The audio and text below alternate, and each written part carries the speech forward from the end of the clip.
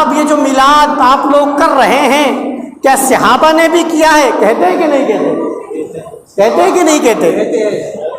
بالکل منایا ہے صحابہ نے، لیکن دیکھیے ہر دور کا طریقہ الگ الگ ہوتا ہے۔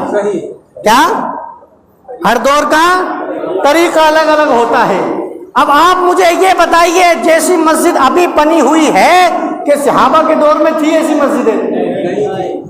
تو کوئی اگر جدبیز پر آ جائے کہ صاحب تم تو صحابہ کو ماننے والے ہی نہیں ہو، صحابہ نے تو چھپر میں نماز پڑھی ہے، تم چھت بھی ڈلوا رہے ہو، RCC ڈلوا رہے ہو، اس کے بعد پنکھے تم لگا رہے ہو، ایسی تم لگا رہے ہو، تم تو صحابہ کے خلاف کام کر رہے ہو۔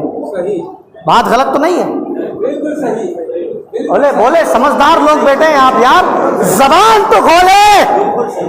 اگر حضور کا عشق دل میں موجود ہے تو کم سے کم زبان ہی کھول لیں۔ زبان کھولنے پر تو چارج نہیں ہے، کسی کو سمجھ نہیں آ رہا تو وہ ہم سے آگے بات کریں کہ حضور ہمیں سمجھ نہیں آ رہا، تو ہم اس کو سمجھانے کی کوشش کریں گے، اور پھر بھی نہ سمجھ میں آئے تو ہم اس کے لیے دعا کریں گے کہ اللہ اس کو ہدایت دے، اور اگر اس کے نصیب میں ہدایت نہیں ہے تو اسے دنیا میں ذلیل کر دے۔ تو جس کا حضور کی عزت اور عظمت سمجھ میں نہ آئی، اس کو پھر کوئی بھی چیز سمجھ میں نہیں آ سکتی ہے۔ تو حضرات محترم، میں بات عرض کر رہا تھا، کیا صحابہ نے میلاد منائی ہے یا نہیں منائی ہے؟ تو صحابہ اکرام بیٹھے ہوئے ہیں۔ کیا؟ صحابہ اکرام بیٹھے ہوئے ہیں، حضور تشریف لے آتے ہیں، حضور نے فرمایا صحابہ کیا کر رہے ہو؟ کیا فرمایا حضور؟ صحابہ کیا کر رہے ہو؟ صحابہ اس کرنے لگے یا رسول اللہ صلی اللہ تعالی علیہ وسلم، ہم اللہ کو یاد کر رہے ہیں۔ کیا کرنے لگے؟ یا رسول اللہ ہم اللہ کو یاد کر رہے ہیں، اور اس بات کی خوشی منا رہے ہیں کہ اللہ تبارک و تعالی نے آپ کو ہمارے درمیان بھیجا ہے۔ کیا کہا؟ کیا کہا؟ ابھی سب کو سمجھ میں نہیں آئی بات، لگ رہا ہے مجھے آدھوں کو سمجھ میں آئی ہے۔ کیا کہا؟ آپ کو ہمارے درمیان بھیجا ہے، اس بات کا شکریہ ادا کر رہے ہیں، اس نعمت کا چرچا کر رہے ہیں، اور بدعقید و میلاد یہی تو ہے،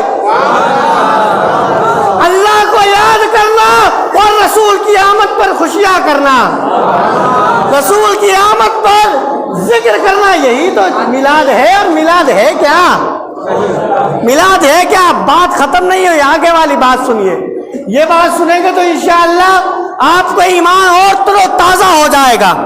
حضور نے فرمایا کہ تم یہ بات قسم کھا کر کہہ سکتے ہو؟ کیا؟ کیا؟ اب دیکھیے، بات کرنے والے نبی ہیں، اور جن سے بات ہو رہی ہے صحابی ہے، اور دونوں یہ وہ ہیں جو کبھی جھوٹ بول ہی نہیں سکتے۔ یہ بات میں کیوں کہہ رہا ہوں؟ کیونکہ نبی فرما رہے ہیں، کیا تم یہ بات قسم کھا کر کہہ سکتے ہو؟ قسم کھا کر صحابہ سے نبی کہہ رہے ہیں، اور نبی وہ ہے جو دلوں کے حال سے بھی واقف ہے، نبی وہ ہے جو دلوں کے حال سے بھی واقف ہے، وہ کہہ رہے ہیں قسم کھا کر کہہ سکتے ہو؟ بولا حضور ہاں ہم قسم کھا کر کہہ سکتے ہیں، ہم اسی لیے بیٹھے ہیں، ہم اسی لیے بیٹھے۔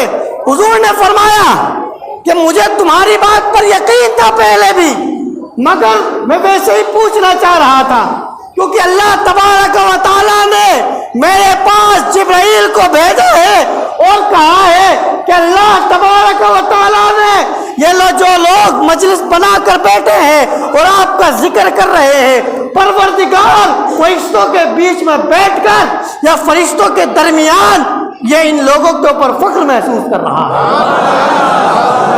اللہ فخر کر رہا ہے۔ کیا کر رہا ہے؟